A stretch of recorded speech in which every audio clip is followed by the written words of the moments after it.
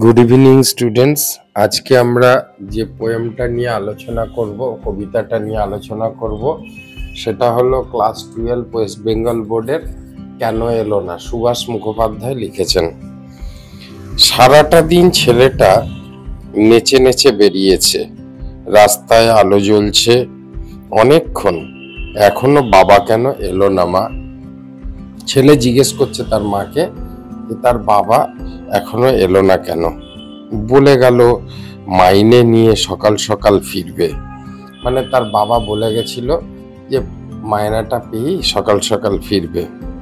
পুজোয় যা কেনাকাটা এই বেলাই সেরে ফেলতে হবে, তার বাবা এটা বলে গেছে যে পুজোয় যা কেনাকাটা আছে সেটা এই বেলাতেই সেরে ফেলবে, এই বেলা সেরে ফেলতে হবে বলে গেল। সেই মানুষ এখনো এলো না। কড়ায় গায়ে খুন্তিটা, মানে কড়া মানে এখানে কড়াইকে বোঝানো হয়েছে, যেটা রান্না করা হয়। কড়ার গায়ে খুন্তিটা আজ একটু বেশি রকম নড়ছে, মানে খুন্তিটা একটু বেশি রকম নড়ছে, মানে এটা একটা কেন অশুভ ইঙ্গিতের দ্বারা বোঝাতে চাইছে।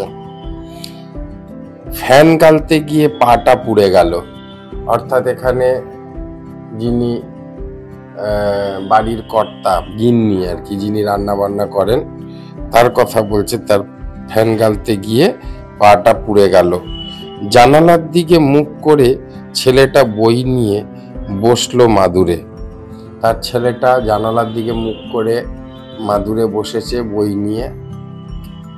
আর সাধারণত জানালার দিকে মুখ করে বসে থাকার একটাই কারণ, বাবা আসবে সামনে, পুজো, নতুন জামা কাপড় কিনে দেবে, তারই আশায় কিন্তু সে জানলার দিকে মুখ চেয়ে বসলো।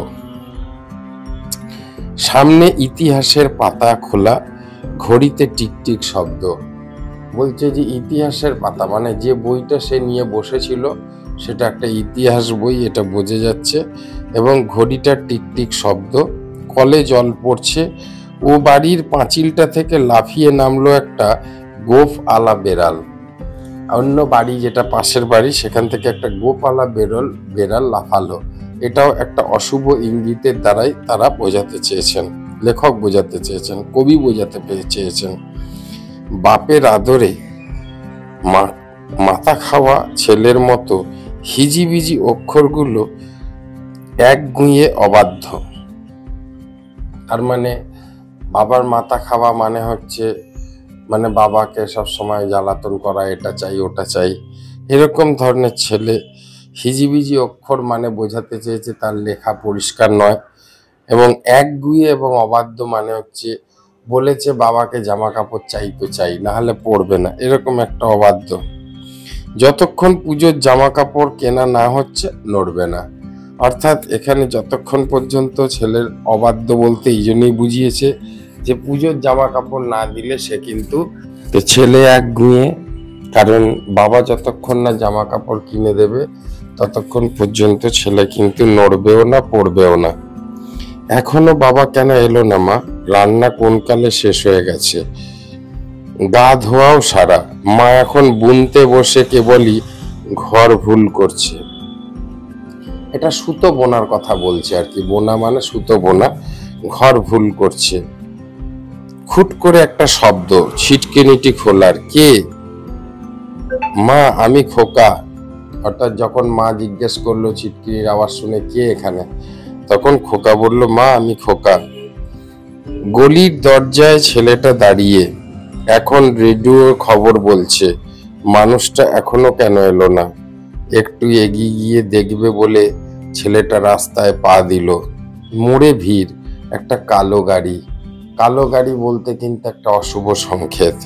তোমাদের পরীক্ষার সময় কিন্তু এরকম বিভিন্ন অশুভ সংকেতের কথা বলতে পারে, কি কি সাংকেতিক চিহ্ন সেখানে দেওয়া হয়েছিল, বলা হয়েছিল। একটা কালো গাড়ি আর খুব বাজি ফুটছে, কিসের পুজো আজ? ছেলেটা দেখে আসতে গেল। তারপর অনেক রাত্রিরে বারুদের গন্ধে ভরা রাস্তা দিয়ে অনেক অলিগলি ঘুরে মৃত্যুর পাশ কাটিয়ে বাবা এলো, কিন্তু ছেলে এলো না। অর্থাৎ একটা অভাবী মধ্যবিত্ত পরিবারে যেখানে কোনো মতে মায়নাটুকু পেলে সেটা দিয়ে তারা পুজোর জামা কাপড় কিনবে, সেই আশায় একটি ছোট ছেলে বসে আছে।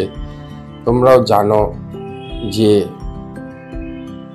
যখন আমরা ছোট থাকি তখন পুজোতে বাবা কখন একটা জামা কিনে দেবে, সেই অপেক্ষায় আমরা কত আশা নিয়ে বসে থাকি। তো এখানে একটা দারিদ্র অভাবী সংসারের কথা বর্ণনা করেছে কবি, যে যাও বাবা এলো কিন্তু ছেলে আর ফিরে এলো না। হয়তো ছেলেটা সেই যে বারুদের গন্ধ অর্থাৎ বোমা ফাটাচ্ছিল সেখানেই হয়তো কোনো কারণে তার কিছু একটা হয়ে গেছে, তাই হয়তো ছেলেটা আর ফিরল না। কবি এখানে বোঝাতে চাইছে যে একটা অভাবী সংসারে মানুষ একে অপরের অপেক্ষায় থাকে, সবাই সবার ওপর যেন নির্ভরশীল, এবং তার মধ্যে থেকে সমস্ত বিপদ যেন তাদের মধ্যেই ধাবিত হয়। তারা যেন একটার পর একটা বিপদের মধ্যে থাকতেই থাকে, তাদের আর সুখ আনন্দ মনে হয় যেন দেখা দেয় না। অর্থাৎ এখানে বিভিন্নভাবে সেই বাচ্চা শিশুটি যাও জামা কাপড়ের জন্য বসেছিল, এখন যাও বা বাবা এলো কিন্তু ছেলে আর ফিরে এলো না। এই হচ্ছে কবিতা। এখানে একটা দারিদ্রতা অভাবী সংসারের বর্ণনা দিয়েছে কবি, এবং বলেছে যে এই অভাবী সংসারের মানুষরা তারা কিভাবে দিন আনে দিন খায় এবং তাদের ছোট ছোট স্বপ্ন পূরণ করার জন্য কত রকমের সমস্যার সম্মুখীন হতে হয়, সেটাই এই কবিতার মধ্যে ব্যাখ্যা করা হয়েছে। তো আশা করি তোমাদের এই কবিতাটা ভালো লেগেছে। যদি ভালো লেগে থাকে লাইক করো, শেয়ার করো বন্ধুদের কাছে এবং সাবস্ক্রাইব করো। আশা করি তোমরা সেটা করবে। ধন্যবাদ। Thank you very much.